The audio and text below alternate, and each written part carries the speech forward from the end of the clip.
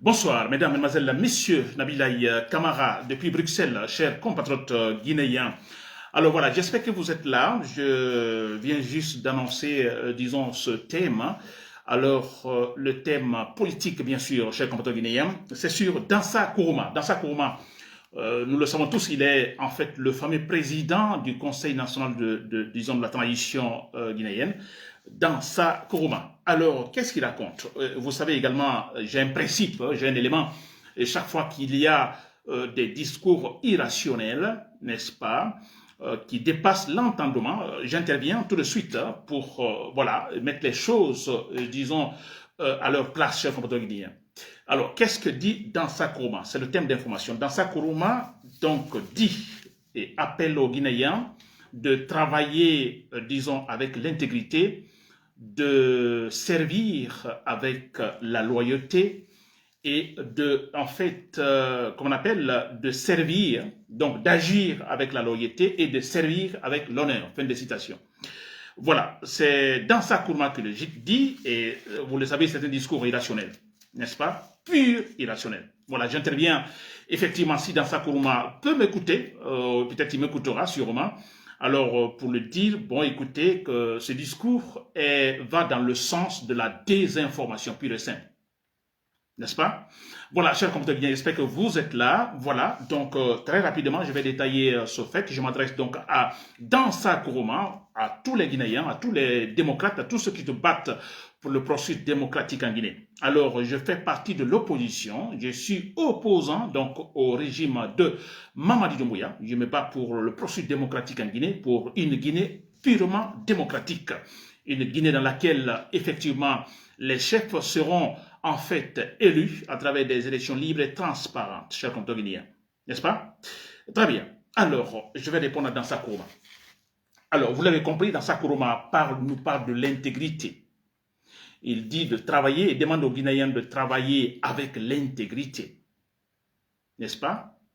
D'agir avec la loyauté. De servir avec l'honneur. Voilà. Alors, ici, il y a une répétition dans ce discours parce que quand on dit travailler avec l'intégrité, écoutez, ça englobe tout. On n'a pas besoin de dire agir avec la loyauté ou servir avec l'honneur. Non, tout est là, l'intégrité. N'est-ce pas? Très bien. Alors, vous imaginez, c'est dans Dansa Kourouma que nous connaissons cet homme-là qui nous parle de l'intégrité.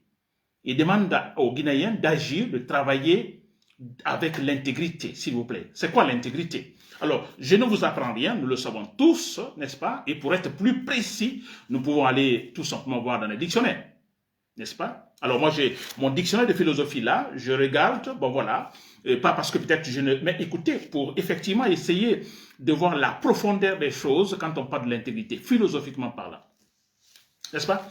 Alors, être intègre, nous savons tous, on dit telle personne est intègre, n'est-ce pas? Moi, je dirais par exemple Mohamed Biavogui, l'ancien Premier ministre guinéen, Mohamed Biavogui, bien sûr, un homme intègre, n'est-ce pas? Fatoumata Yari Souma, Fatoumata Yari Souma, je crois, oui, une femme intègre. Il y en a beaucoup, n'est-ce pas? Alors, des gens intègres, voilà, ce sont des gens incorruptibles, n'est-ce pas? L'honnêteté absolue. Ce sont des gens droits. C'est ça, être intègre. Une personne incorruptible. Vous prenez le cas de Fatoumata Yari Souma, qui a été, je ne sais pas si c'était ministre de l'économie, ou si vous pouvez m'aider, ministre des Finances, ou de la Justice, je crois, ministre de la Justice, je crois, voilà, de Mamadi Doumbouya. N'est-ce pas? Cette femme a, disons, a pu se comporter de manière intègre.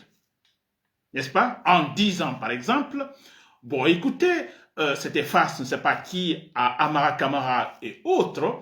Bon, écoutez, je suis ministre, n'est-ce pas? J'ai cette tâche, j'ai ce rôle à jouer et je dois le faire avec l'honnêteté. N'est-ce pas? Alors, de manière détournée, elle n'est pas dedans. N'est-ce pas? Elle a agi ainsi et elle a été tout simplement démise donc de ses fonctions. Elle a été limogée. Et parce que tout simplement, la femme est restée intègre, incorruptible. Vous m'avez nommé ministre avec le discours au départ. Nous allons pour le processus démocratique. Nous allons pour assainir la fonction publique. Et la femme est restée dans cette logique-là. Et travailler dans cette logique. On veut l'empêcher, elle a dit niet. Elle continue avec cela. Bon voilà, c'est normal, c'est logique. Elle a été limogée. Une femme intègre. Mohamed Beyavougui, l'ancien Premier ministre, un homme intègre.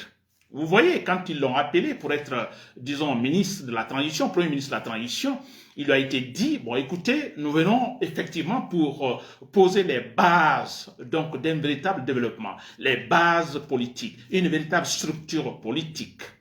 Mais il a dit, Lansana Beyavougui, nous ne venons pas pour le développement. Cette transition, ce n'est pas pour le développement, mais c'est pour tout simplement poser les vraies bases politiques du développement.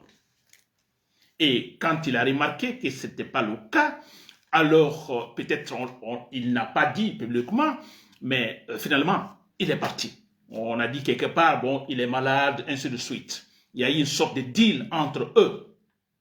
N'est-ce pas? Mais nous savons tous que le monsieur était dans une situation inconfortable, lui étant un homme intègre, alors qu'il va donc finalement se mettre dans une situation, disons, de malhonnêteté. C'est insupportable. Voilà, il est parti. Vous m'avez compris avec des exemples beaucoup plus précis. Donc l'intégrité, il est question alors de tout faire, en fait, que ces actions soient en adéquation avec, disons, je dirais, des valeurs morales. N'est-ce pas? Avec les lois, avec les règles. C'est cela. Aligner ses actions sur les valeurs morales, sur les règlements, sur la loi. C'est quoi l'intégrité? C'est de respecter les règles, de respecter la loi. C'est cela. Dans sa Nkrumah, si vous m'écoutez, c'est vrai. Parce que quand dans sa Nkrumah, dans ce discours, alors nous voyons tout simplement qu'il est incapable d'aligner également ce discours aux valeurs disons, je dirais, de la République, au règlement, aux lois. Il est incapable de le faire. Nous le connaissons depuis le temps de Alpha Condé. N'est-ce pas? Le temps d'Alpha Condé, il était clair. Avec, disons, c'est que le comportement d'Alpha Condé cherchant à, en fait, élaborer une nouvelle constitution, dans sa Nkrumah était là, mais où est le problème? Il faut respecter. Celui qui ne respecte pas, il dit la loi, c'est la loi. Nous, là, même si elle est mauvaise, il faut la respecter. N'est-ce pas? C'est quand même incroyable. C'était dans sa Nkrumah. Et dans sa Nkrumah qui, vous avez vu, alors ce soutien total à Alpha Condé, mais quand Alpha Condé est tombé dans sa Nkrumah, il était là avec les tombeurs de Alpha Condé.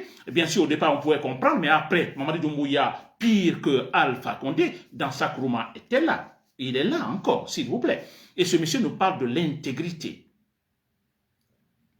Dans sa Nkrumah, vous demandez aux Guinéens de travailler avec l'intégrité, d'agir avec la loyauté, de servir avec l'honneur. Mais dans sa Nkrumah, vous êtes à la tête d'une institution. Moi, je ne connais pas cette institution, mais je suis dans... Alors, pour le besoin de mon, disons, de mon direct, de mes explications, de mon analyse, n'est-ce pas, dans sa Nkrumah, vous êtes à la tête du Conseil national de la transition. Je peux dire, on peut dire autrement, le président, disons, de l'Assemblée nationale. N'est-ce pas? Censé de dire la vérité, censé d'être intègre, censé d'être honnête. Je disais, et je le dis toujours, au Nigeria, pour être président de l'Assemblée nationale, alors il y a une condition principale. Vous devez être ou devez être diplômé en sciences politiques. N'est-ce pas? Vous devez le démontrer par A plus B également. Il ne suffit pas de faire brandir son diplôme de sciences politiques, mais vous devez le prouver sur le terrain. N'est-ce pas? L'adéquation entre vos actions et les valeurs de la République. Dans sa Nkrumah, vous êtes à la tête du Conseil national de la transition, n'est-ce pas? Alors, mais c'est clair, disons, c'est vous qui légiférez, vous élaborez des lois, vous faites des débats autour des lois, n'est-ce pas? Et dans sa Nkrumah, vous parlez de l'intégrité, mais vous avez été incapable, vous n'avez pas été capable de dire à Mamadi Doumbouya que non, il n'a pas respecté sa parole. Mamadi Doumbouya qui commet le parjure, vous, dans sa Nkrumah, Vous qui ne parlez de l'intégrité, s'il vous plaît, c'est une foutaise. C'est pourquoi je dis, dans sa Nkrumah fanfaronne. Là, il faut fanfaronner, avoir un comportement, disons, disons de la jungle, n'est-ce pas, et de nous parler un discours purement de la civilisation. Mais c'est quand même choquant. C'est pourquoi je dis, il fanfaronne. C'est des faux types, un frimeur dans sa Nkrumah. Un véritable frimeur, cher commandant guinéen. N'est-ce pas? À la tête de CNT, incapable de le dire en démissionnant après. Non, monsieur le président, vous avez dit devant tous les Guinéens ici que ni vous, ni qu'un membre du conseil, disons des membres du gouvernement, ne sera candidat à quoi que ce soit. Dans sa Nkrumah, peut-on parler de l'intégrité de Mamadi Doumbouya, vous qui nous parlez de l'intégrité? Ce n'est pas le sommet. Ça, c'est le sommet d'ailleurs. Hein? Et ça vient de la malhonnêteté qui vient du sommet, s'il vous plaît, de monsieur que vous appelez le président disons, de la transition. Il n'a pas été intègre, s'il vous plaît, dans sa Nkrumah. Vous n'avez pas honte de ne pas l'intégrité. Si votre chef, tous ces gens, vous avez été, disons, malhonnêtes et vous continuez à l'être, s'il vous plaît, des malhonnêtes réunis. Alors c'est facile de prendre des discours, des citations, écoutez, travailler avec l'intégrité, agir avec la loyauté, servir avec l'honneur. C'est facile de trouver des citations et de le dire. Peut-être pour convaincre. Vous allez convaincre qui dans sa Nkrumah? Convaincre qui? C'est quand même incroyable. Avez-vous respecté, disons, la charte de la transition? Parlons de l'intégrité, de l'honnêteté. Avez-vous respecté la charte de la transition? Où étiez-vous dans sa Nkrumah? Où étiez-vous, s'il vous plaît? Dans sa Nkrumah, il y a pas mal de Guinéens qui ont été kidnappés. N'est-ce pas? Des femmes, des enfants, même des vieux, tous. Kidnappés. Et vous le savez. Et vous savez qui détiennent ces gens? Vous le savez dans sa Nkrumah. Mais où se trouve votre intégrité, s'il vous plaît? Votre honnêteté? Où ça se trouve? Vous trompez les Guinéens. Ou vous pensez tromper les Guinéens. Mais le temps est là pour finalement situer tout le monde, nous situer dans le temps. Ça, il ne faut pas l'oublier. Vous vous rappelez Alpha Condé dans sa Nkrumah? Où est-il? N'est-ce pas? Des mêmes mensonges, Alpha Condé est tombé. Qui l'a regretté? Personne ne le regrette. Parce que c'était du mensonge. Et maintenant, Mamadi Doumbouya, c'est du mensonge de début à la fin. Il va tomber. Le temps parlera dans sa Nkrumah. Le temps parlera. Chers compatriotes guinéens, si vous me suivez, donc voilà cela. Voilà un comportement, tout simplement. Un monsieur qui ment à tout moment, qui n'a pas été capable de dire, bon écoutez, respectons les règlements, respectons la loi, respectons l'esprit de la transition. Il n'a pas été capable de le dire. C'est lui qui veut s'adresser aux Guinéens en disant, travaillons avec l'intégrité, s'il vous plaît. Agissons avec la loyauté, servir avec, disons, l'honneur. C'est lui qui nous donne ça. Il veut, disons, en fait, nous donner des leçons de morale. C'est quand même incroyable. Dans sa Nkrumah qui va donner des leçons de morale aux Guinéens. Un malhonnête de début à la fin, la tête du pied à la tête, s'il vous plaît. Voilà, chers compatriotes guinéens, j'espère que vous m'avez compris. Dans sa Nkrumah, vous me suivez. Je dis bien, le temps parlera dans sa Nkrumah. Vous pensez que votre situation actuelle est éternelle. Non, vous vous trompez dans sa Nkrumah. Vous vous trompez. N'est-ce pas? Vous allez tomber, vous allez chuter et voilà, vous verrez. Vous verrez les Guinéens devant vous. Vous verrez des gens intègres devant vous. Des gens intègres qui prendront le pouvoir en Guinée. Parce que sans l'intégrité, sans l'honnêteté, vous comprenez, la Guinée n'ira nulle part. Et comme vous maintenant vous vous comportez alors de manière malhonnête, n'est-ce pas? Comme des sauvages, mais écoutez, c'est un échec dans sa Nkrumah. Très bien, chers compatriotes, j'espère que vous m'avez compris.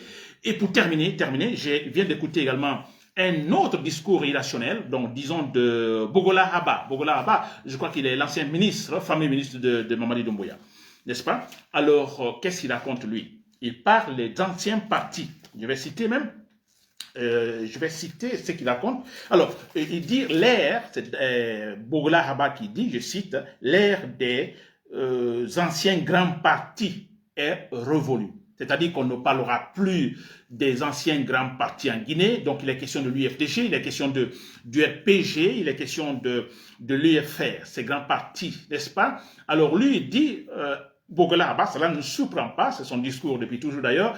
Alors, ce moment-là, c'est révolu, c'est fini. On ne parlera plus de ces partis, ça va devant.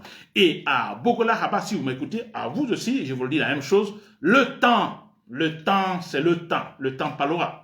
C'est comme Guinée. Nabil Kamara. Depuis Bruxelles, merci pour l'écoute. Voilà. Bonne soirée. Voilà. Merci.